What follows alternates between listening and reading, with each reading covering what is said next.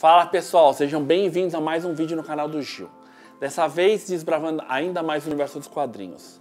Você já ouviu falar no livro Seduction of the Innocent? Ou então você já reparou em um selo na capa de suas HQs importadas escrito Approved by the Comics Code Authority? Uma coisa tem a ver com a outra. Mas se você não tem ideia do que eu estou falando, vem comigo que eu explico. Mas antes, faz aquele ato generoso do dia e se inscreve aqui no meu canal. É muito importante para mim e você não perde mais nenhum vídeo. Que tal? Vamos lá, roda a vinheta.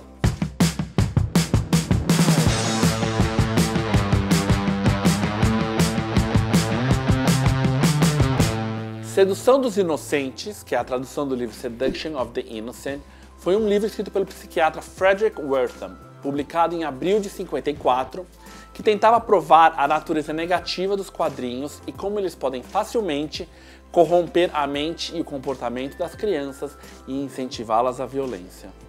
O livro, que ficou conhecido como SOTI, coloca grande parte da culpa da delinquência juvenil nos quadrinhos de terror e crime. Foram 7 anos dedicados a estudar os quadrinhos da época para escrever esse livro, que tem até reprodução de cenas violentas e estudos de caso dos pacientes do Dr. Wertham com desvio de conduta sexual, violência ou criminalidade, que, segundo ele, foram incentivados pela leitura das HQs. O objetivo do livro era que o governo criasse um controle sobre os tipos de leitura feitos pelo público infanto-juvenil e restringisse, especificamente, a venda dos quadrinhos de crime e de terror para crianças e adolescentes. O livro foi um sucesso e ele quase levou a indústria dos quadrinhos para o fundo do poço. Por pouco eu não estaria aqui fazendo vídeo sobre HQ. Mas a SOTI foi só o estopim de um movimento que já estava rolando há anos. Desde o final da década de 40, já estava acontecendo a chamada Cruzada Anti-Quadrinhos, com diversas publicações de artigos em diferentes revistas consagradas da época, como a Time Magazine, The Saturday Review of Literature e o Reader's Digest, que colocavam os quadrinhos no olho do furacão da delinquência juvenil norte-americana. Não demorou nada para começar um movimento de censura e banição das HQs por todo o país. E algumas cidades até organizaram queima pública de quadrinhos. Obviamente, a indústria, que até aí estava super em ascensão, foi muito atingida. E as editoras tentaram, num primeiro momento, de se reunir para controlar a situação. Elas criaram um código que atendesse aos pedidos desses pais, professores e grupos religiosos. O problema é que não foram muitas as editoras que se juntaram a esse movimento. E, na verdade, o código não fazia nada na prática, porque ele podia ser colocado numa revista sem ninguém de fato ter revisado a história. E 2 anos depois, o selo parou de existir. Mas a polêmica não. O Senado americano promoveu uma série de audiências para debater a violência nos quadrinhos e seus efeitos na juventude. E só não houve uma proibição oficial das HQs porque o processo era sempre derrotado pela primeira emenda constitucional que defende a liberdade de expressão. Aí não teve mais jeito e as editoras tiveram que se reunir de verdade para criar uma solução de verdade. Foi quando surgiu, em 54, o Comics Code Authority, ou CCA, que eu já comentei em um outro vídeo aqui do canal, o do mês LGBT, que eu vou deixar o link para vocês acessarem se tiverem interesse. O CCA era um código de ética bem mais rigoroso que o primeiro selo. Ele tinha instâncias como: em todos os casos, o bem triunfará sobre o mal. O criminoso deverá ser castigado pelos seus erros. Todos os personagens devem ser retratados em trajes razoavelmente aceitos pela sociedade.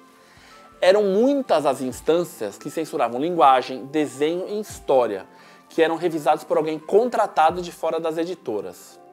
Se as histórias não cumprissem com esses padrões de código, elas tinham que ser editadas ou refeitas inteiramente. A indústria entrou em crise. Muitas pessoas largaram o mercado porque as revistas não estavam vendendo e as HQs só começaram a se recuperar mais de uma década depois, nos anos 70, com a publicação da edição 96 do espetacular Homem-Aranha. Essa HQ não conseguiu a aprovação do selo por uma cláusula bem vaga, mas mesmo assim a editora resolveu publicar, e no fim foi um sucesso de vendas. Depois disso, o CCA passou por diversas mudanças, que deixaram ele um pouco mais flexível, até que nos anos 80 praticamente não tinha mais nenhuma regra. Mas sim um aviso de autocensura para as editoras, meio que no tipo: gente, tenta aí, vocês têm seus próprios julgamentos, vocês sabem o que rola, o que não rola, ajuda que a gente ajuda, né? Em 2011, as únicas editoras que ainda usavam o selo CCA era a Archie e a DC. A Archie confessou que na verdade nem passava os quadrinhos pela aprovação e só imprimia o selo na capa porque já estava lá na capa mesmo. Mas não era tanto problema porque as histórias são bem amigáveis. Já a DC enviava os quadrinhos para aprovação, sim. Mas é uma história muito engraçada. A companhia que fazia a revisão das histórias alegou que encerrou os trabalhos em 2009. Então quem era que estava revisando os quadrinhos da DC? Era uma única mulher na sua própria casa, chamada Holly Mounter Koenig, que era apaixonada pela longa batalha que a Associação das Revistas em Quadrinhos da América enfrentou desde os anos 40. Mas aí, em 2011, as duas editoras baniram de vez o selo e o CCA morreu. Bom, pessoal, essa mesma polêmica dos efeitos dos quadrinhos no comportamento das crianças e adolescentes também atingiu TV, videogame, jogo de RPG e até rock and roll. E acontece até hoje. E é uma discussão muito delicada, porque a gente está falando de todos os nossos meios de produção cultural. E para quem quiser saber mais sobre o assunto do vídeo de hoje, eu recomendo o documentário Diagram for Delinquents e o livro Frederick Wertham and the Critique of Mass Culture, de Bart Beatty. Eu vou deixar os links na descrição do vídeo. E valeu pela atenção mais uma vez aqui no canal. Se você gostou do tema, deixa sua curtida no vídeo. Se tiver alguma sugestão, é só comentar. E se não quiser perder nenhum vídeo, só se inscrever. Até a próxima, pessoal!